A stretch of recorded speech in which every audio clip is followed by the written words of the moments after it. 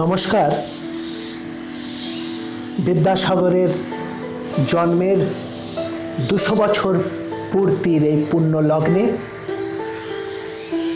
The free thinking humanist Adra পুরুলিয়ার পক্ষ থেকে আজকের এই আন্তর্জালিক আলোচনা সভা আপনাদের কাছে নিবেদন করছি। প্রসঙ্গ বিদ্যাসাগর। বিদ্যাসাগর প্রকৃত নাম ঈশ্বরচন্দ্র বন্দ্যোপাধ্যায়।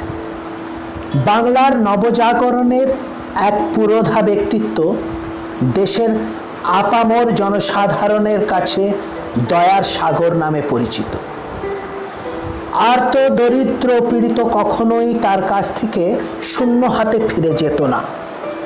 মাইকেল মধুসূদন দত্ত তার মধ্যে দেখতে পেয়েছিলেন প্রাচীন ঋষির প্রজ্ঞা, ইংরেজের কর্মশক্তি ও বাঙালি মায়ের হৃদয়।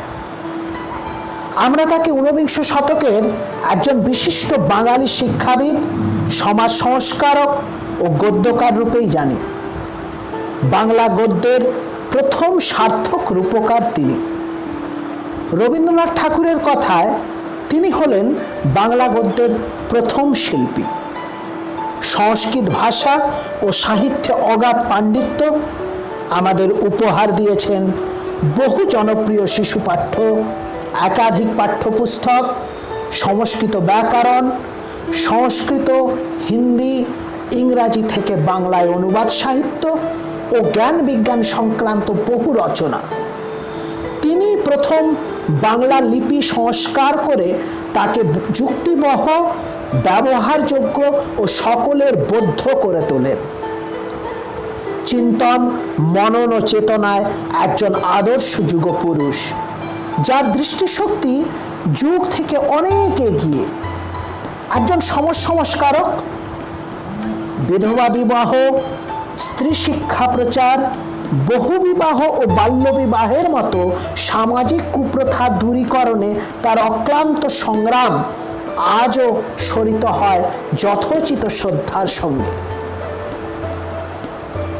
তার বজ্র কঠিন চরিত্র বল ও মাতা পিতার প্রতি ঐকান্তিক ভক্তি আজও লোকমুখে লোকগাথা রূপে প্রচারিত ও বাংলার প্রবাদ প্রতিম।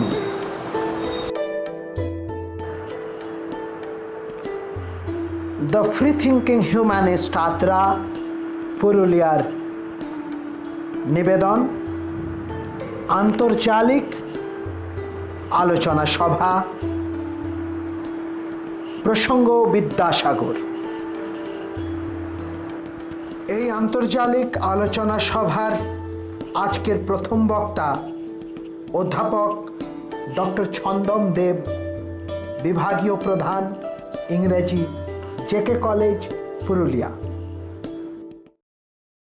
নমস্কার। 26শে সেপ্টেম্বর 2020 বিদ্যাসাগরের 200তম জন্মবর্ষ পূর্তি উদযাপনের এই উদ্যোগ যাঁরা নিয়েছেন, সেই উদ্যোক্তা আয়োজকদের একান্ত ধন্যবাদ এবং কৃতজ্ঞতা।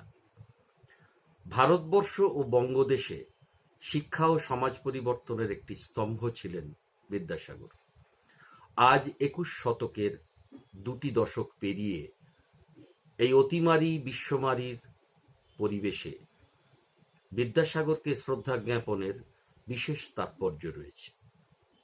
প্রথম যেটা বলা প্রয়োজন, বিদ্যাসাগরের শিক্ষানীতি, যা যুক্তিবাদী, বৈজ্ঞানিক এবং পাশ্চাত্য শিক্ষাদানের ইতিবাচক দিকের ওপরে প্রতিষ্ঠিত ছিল। তিনি চেয়েছিলেন বিধিবদ্ধ কিন্তু মুক্ত মনা একটি শিক্ষা ব্যবস্থার প্রবর্তন করতে। বাংলা ভাষা ও সাহিত্যের উন্নতি, অথচ ইংরাজি ভাষার প্রয়োজনীয়তা, প্রয়োজন মাফিক ইংরাজি শিক্ষা, বিদ্যাসাগর বারবার রিপোর্টে বলেছেন। এইটি তার শিক্ষা ধারণার একটি অন্যতম দিক। আমি 3টি রিপোর্টের উল্লেখ করব। 1850 সালের 16ই ডিসেম্বর শিক্ষা সংসদের কাছে পাঠানো বিদ্যাসাগরের রিপোর্ট, 1852 সালের 7ই এপ্রিল পাঠানো নোটস অন সংস্কৃত কলেজ এবং 1854 সালের 7ই ফেব্রুয়ারি একটি প্রতিবেদন, এই তিনটি মিলিয়ে যদি বিদ্যাসাগরকে আমরা বিচার করি, তিনটি জিনিস আমাদের কাছে পরিষ্কার হয়ে যাবে। প্রথমত, তিনি চেয়েছিলেন একটি আধুনিক শিক্ষা ব্যবস্থা প্রবর্তন করতে, সনাতনী গোঁড়ামি থেকে মুক্ত, পাশ্চাত্য আলোয় আলোকিত একটি শিক্ষা ব্যবস্থা, যেখানে মাতৃভাষা এবং বাংলা ভাষা ও সাহিত্যের উন্নতির উপরে যথাযথ জোর দেওয়া হবে, কিন্তু প্রয়োজন মাফিক ইংরেজি শিক্ষাটাও চলতে থাকবে। এবারে 1856 সাল থেকে বিদ্যাসাগর পুরোপুরি নিজেকে নিয়োজিত করেন বিদ্যায়তন প্রতিষ্ঠা এবং বিশেষত নারী শিক্ষার বিস্তার, যা বহু কথিত এবং আলোচিত এই ব্যাপারে। শুধুমাত্র 1857 সালের নভেম্বর মাস থেকে 1858 সালের ডিসেম্বর পর্যন্ত 1 বছর সময়ের মধ্যে বিদ্যাসাগর 40টি বালিকা বিদ্যালয় স্থাপন করেন। এর থেকেই বোঝা যায় তার কর্মকাণ্ডের বিশালতা, ব্যাপ্তি এবং গভীরতা কি ছিল। এর সঙ্গে যেটা না বললেই নয়, সেটা হচ্ছে নবজাগরণ বা যদি বলি ইয়ং বেঙ্গল মুভমেন্ট, তার সঙ্গে বিদ্যাসাগর সরাসরি যুক্ত না থাকলেও তার সমান্তরাল স্রোতে তিনি সবসময়ই থেকেছেন এবং বাংলার নবজাগরণে একজন অন্যতম পুরুষ হিসেবে বিদ্যাসাগরকে অতি অবশ্যই চিহ্নিত করতে হবে, যিনি যুক্তিবাদী দর্শন এবং পাশ্চাত্য শিক্ষার ইতিবাচক দিকের ওপর প্রতিষ্ঠিত একটি মুক্তমনা শিক্ষা ব্যবস্থা প্রবর্তন করতে চেয়েছিলেন, অনেকটা সফলও হয়েছিলেন।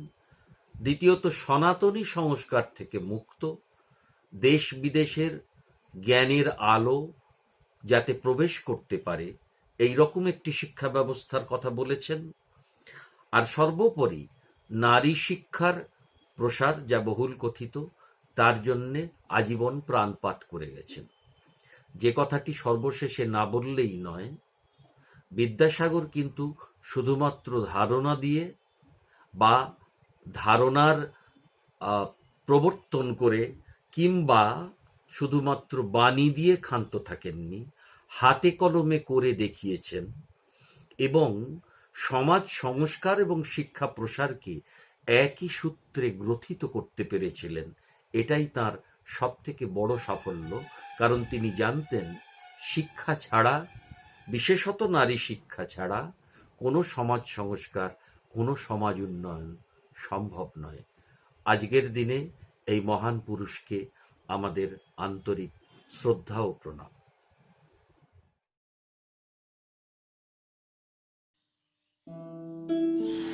বঙ্গ সাহিত্যের রাত্রি স্তব্ধ ছিল তন্দ্রার আবেশে, অখ্যাত জড়ত্ব ভারে অভিভূত। কি পুমেশে তব শুভ অভ্যুদয়ে বিকিরিল তৃপ্ত প্রতিভা। প্রথম আশার রশ্মি নিয়ে এলো প্রত্যুষের বিভা, বঙ্গ ভারতীর ভালে পরালো প্রথম জয়টিকা। রুদ্ধ ভাষা আধারের খুলিলে নিবিড় জবনিকা। হে বিদ্যাসাগর, পূর্ব দিগন্তের বনে উপবনে নব উদ্বোধন গাথা উচ্ছ্বসিল বিস্মিত গগনে। যে বাণী আনিলে বহি নিষ্কলুষ তাহা শুভ্র রুচি, সকরুণ মাহাত্মের পুণ্য গঙ্গা স্নানে তাহা সূচি। ভাষার প্রাঙ্গণে তব আমি কবি, তোমারই অতিথি। ভারতীর পূজাতরে চয়ন করেছি আমি গীতি। সেই তরুতল হতে যা তোমার প্রসাদ সিঞ্চনে মরুর পাষাণ ভেদি প্রকাশ পেয়েছে শুভক্ষণে। রবীন্দ্রনাথ ঠাকুর, রচনাকাল 1938 সাল সেপ্টেম্বর মাস, 24শে ভাদ্র 1345 সন। প্রকাশিত হয় দেশ পত্রিকায়, বঙ্কিমচন্দ্র সেন সম্পাদিত, ডিসেম্বর 1939 সাল, অগ্রহায়ণ 1346 সন। আজকের আলোচনা সভার আমাদের পরবর্তী বক্তা অধ্যাপক ডক্টর নাড়ুগোপাল দে, বাংলা বিভাগ, সিধো কানহো বিরসা বিশ্ববিদ্যালয়, পুরুলিয়া। ঈশ্বরচন্দ্র বিদ্যাসাগরের জন্মের 200 বছর পূর্তি উপলক্ষে এই মহাপণ্ডিত মানুষটিকে আমি গভীর শ্রদ্ধা জ্ঞাপন করি, প্রণাম জানাই। আমার আলোচ্য বিষয় একালের প্রেক্ষিতে ঈশ্বরচন্দ্র বিদ্যাসাগরের শিক্ষা চিন্তা। ঈশ্বরচন্দ্র বিদ্যাসাগর 19 শতকের একজন শ্রেষ্ঠ ব্যক্তিত্ব। তিনি মানবতাবাদী মানুষ ছিলেন। তার অসাধারণ মেধা, তীক্ষ্ণ বিচার বুদ্ধি, তার জীবন কথা, এ সমস্ত আজ প্রবাদ বাক্যে পরিণত হয়েছে। অনেক গুরুত্বপূর্ণ কাজের মধ্যে শিক্ষা চিন্তা একটি গুরুত্বপূর্ণ কাজ। তিনি ছিলেন বহু ভাষাবিদ। সংস্কৃত ভাষা যেমন গভীরভাবে তিনি অধ্যয়ন করেছিলেন, তার প্রতিফলন আমরা দেখি তার সংস্কৃত থেকে বাংলা ভাষাতে অনুবাদের মধ্যে। 19 শতকে ইংরেজি শিক্ষার গুরুত্ব ছিল অপরিসীম। ফলে এটির উপর তিনি গুরুত্ব দিয়েছেন। তিনি ছিলেন বাংলা ভাষার নিবেদিত প্রাণ ব্যক্তিত্ব। এই ভাষার চর্চার জন্য তিনি পাঠ্যপুস্তক রচনা করেছেন। বর্ণ পরিচয়ের কথা আমরা জানি। বাংলা ভাষা, বিশেষ করে বাংলা গদ্যের কিভাবে উন্নতি করা সম্ভব, কিভাবে বাংলা গদ্যকে পরিশীলিত করা যায়, তার উজ্জ্বল নিদর্শন আমরা পেয়েছি তার অনুবাদ গ্রন্থগুলোতে। তার শকুন্তলা, এটি অভিজ্ঞান শকুন্তলম নাটকের স্বচ্ছন্দ গদ্যানুবাদ। সীতার বনবাস লিখেছেন তিনি রামায়ণের উত্তরকাণ্ডের আখ্যানের অনুসরণে এবং ভবভূতির উত্তর রামচরিত নাটক অবলম্বন করে। তার গুরুত্বপূর্ণ কাজ হল প্রাচীন বিদ্যার পুনরুদ্ধার এবং সঠিক সম্পাদনা। পাশ্চাত্যে আমরা যেমন দেখেছি এই কাজগুলো করেছেন গুয়ারিনো, ব্রুনি, পোগ্গিও, ভাল্লা, পিজিকোলি, বোকাচ্চিও প্রমুখ বিশিষ্ট ব্যক্তিবর্গ। তেমনি বিদ্যাসাগরও এই কাজটি করেছেন অম্লান বদনে। তিনি প্রাচীন পুঁথি সংস্কৃত ভাষায় যা লেখা হয়েছিল সেগুলোকে সঠিকভাবে সম্পাদনা করলেন এবং গ্রন্থাকারে প্রকাশ করে পাঠকের হাতে তুলে দিলেন। এটি তার গুরুত্বপূর্ণ কাজ। এই কারণেই তাকে আমরা বলতে পারি তিনি ছিলেন 19 শতকের বাংলা রেনেসাঁসের একটি গুরুত্বপূর্ণ স্তম্ভ। মুদ্রণ যন্ত্র স্থাপনও তার গুরুত্বপূর্ণ কাজ।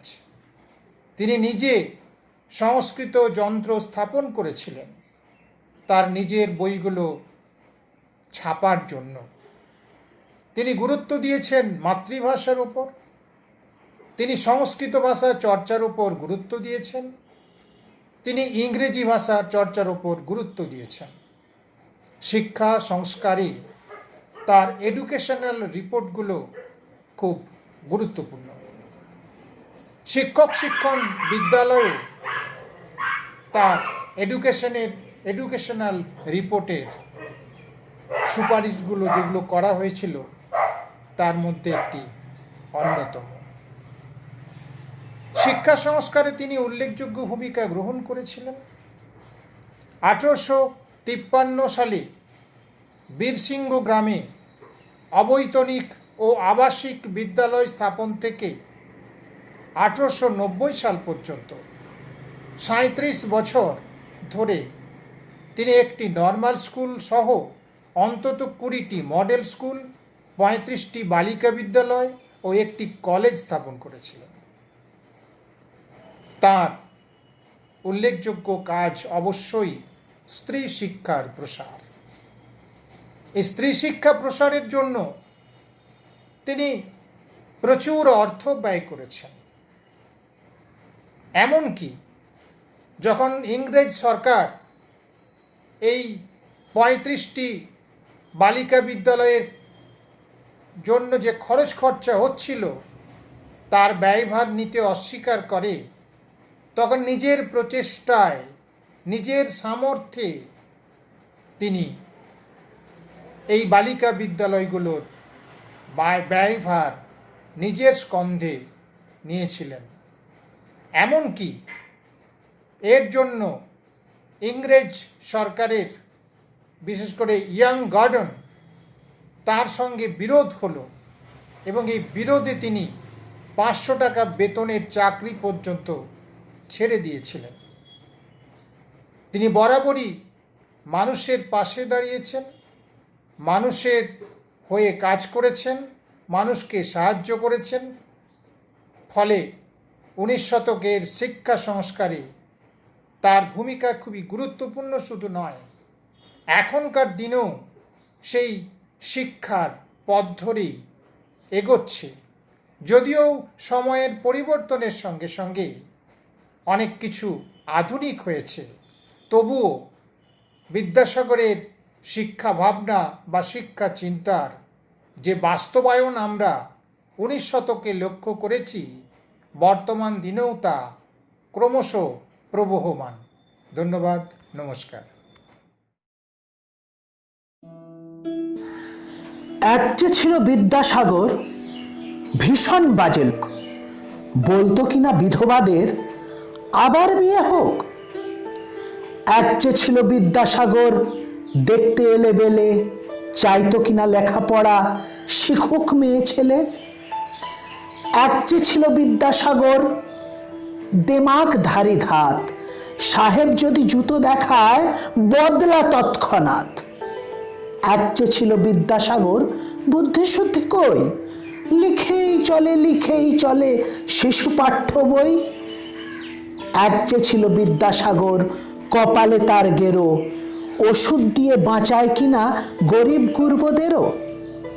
এক যে ছিল বিদ্যাসাগর, মগজটা কি ফাঁকা, যে যেখানে বিপন্ন তার জোগানো চাই টাকা। এক যে ছিল বিদ্যাসাগর, এক যে ছিল বিদ্যাসাগর, এক যে ছিল বিদ্যাসাগর।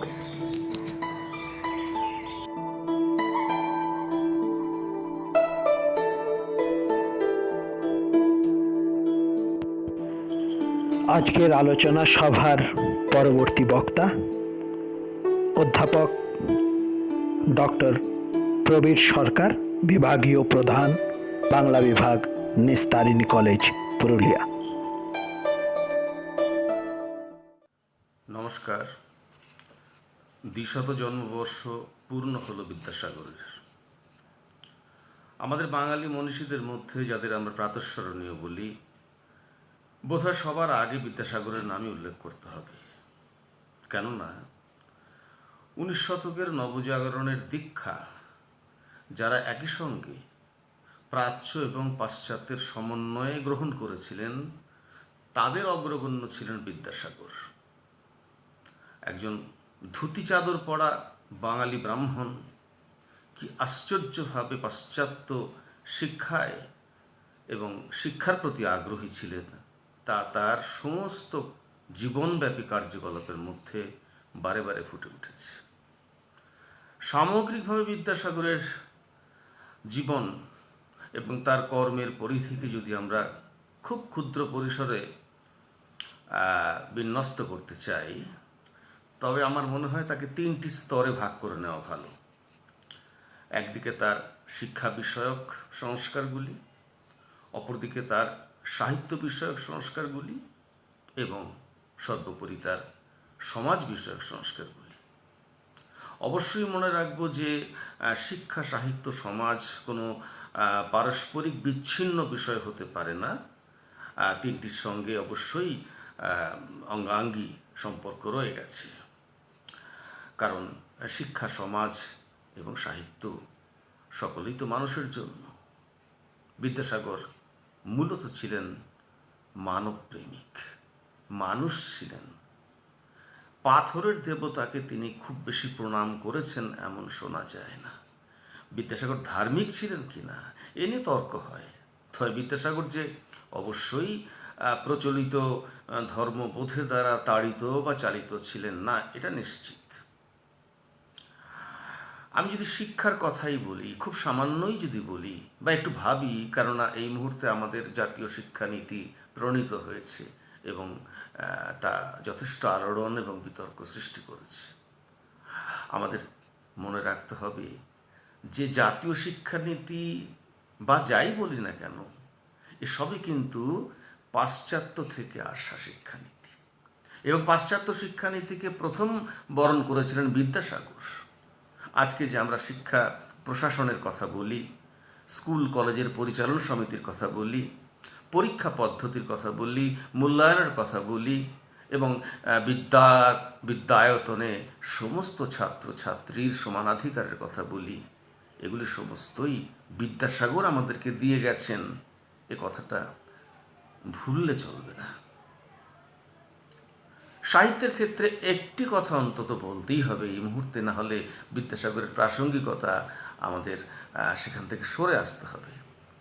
আমরা প্রতিনিয়ত দেখছি জ্ঞান, বিজ্ঞান, প্রযুক্তি, এমনকি এই যে অতিমারীর হাত ধরে প্রচুর বিদেশি শব্দ আমাদের বাঙালির জীবনের মধ্যে প্রবেশ করেছে।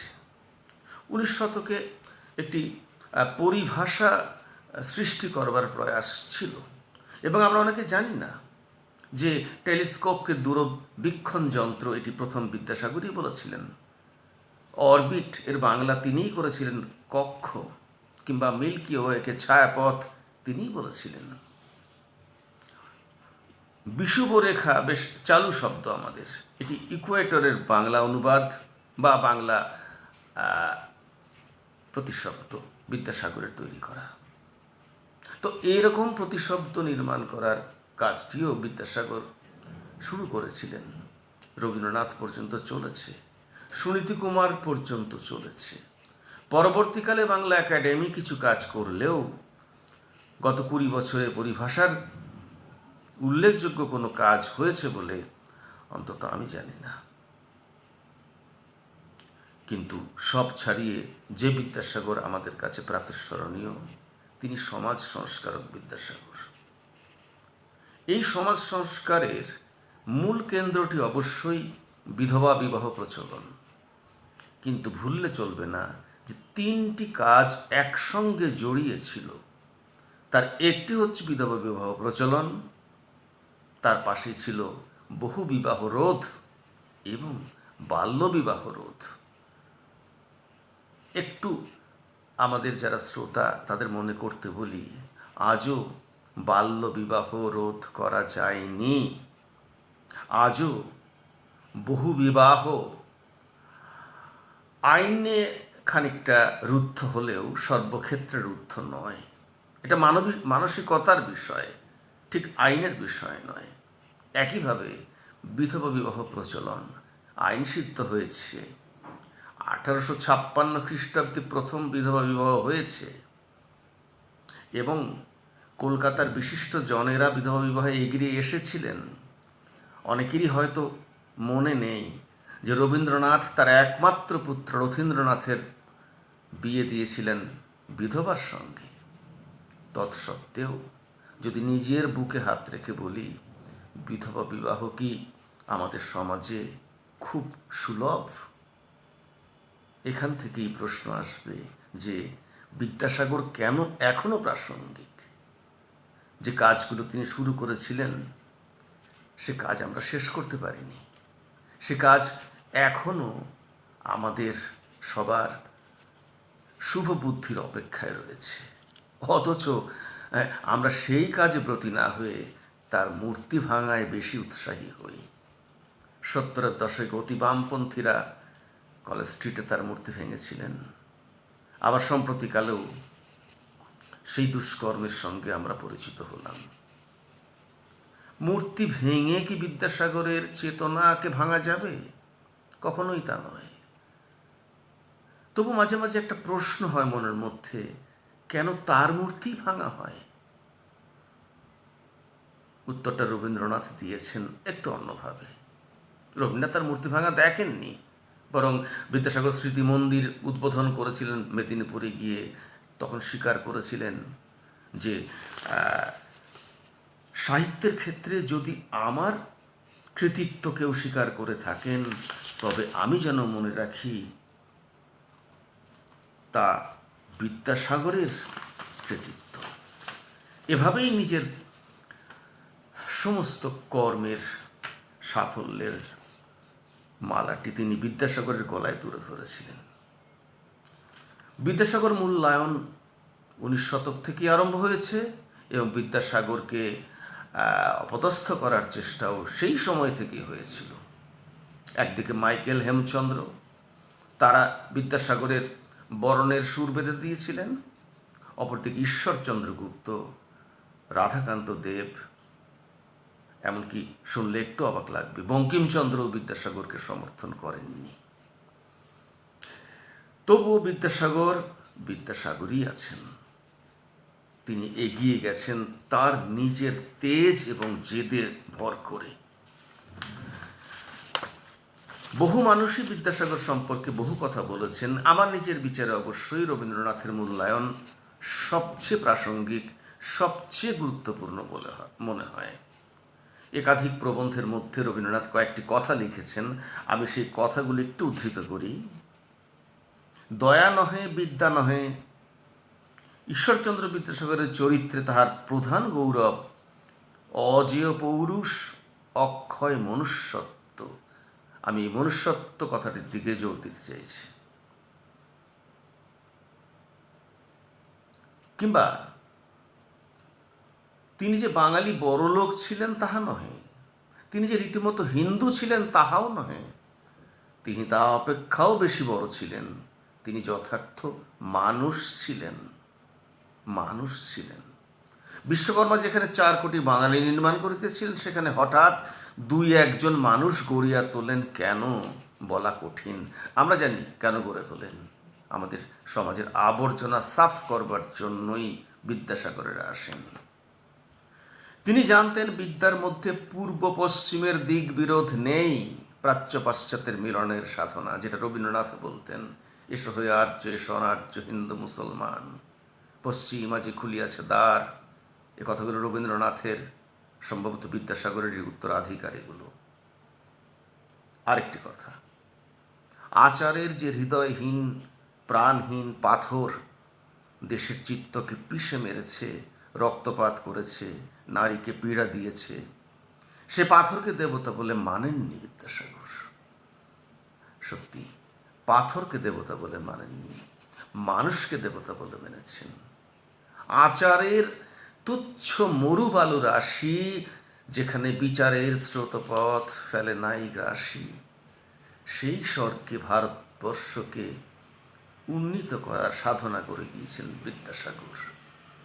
সেই বিদ্যাসাগরকে আমাদের প্রণাম, অন্তরের শ্রদ্ধা।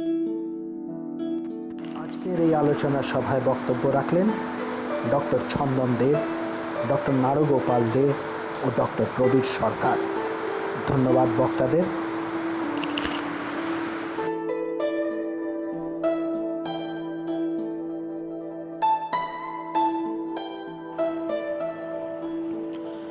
বিদ্যার সাগর বিদ্যাসাগর প্রবর, দীনজন লালন পালনে তৎপর, মাতৃভক্তি ভরা চিত্ত, কাছে গিয়ে মার অদ্যপি শিশুর মতো করে আবদার।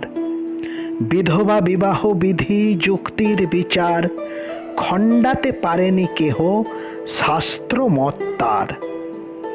দেশ অনুরাগ স্রোত বহিছে হৃদয়ে, বেঁচে থাকো বিদ্যা সিন্ধু চিরজীবী হয়ে, বেঁচে থাকো বিদ্যা সিন্ধু চিরজীবী হয়ে, বেঁচে থাকো বিদ্যা সিন্ধু চিরজীবী হয়ে।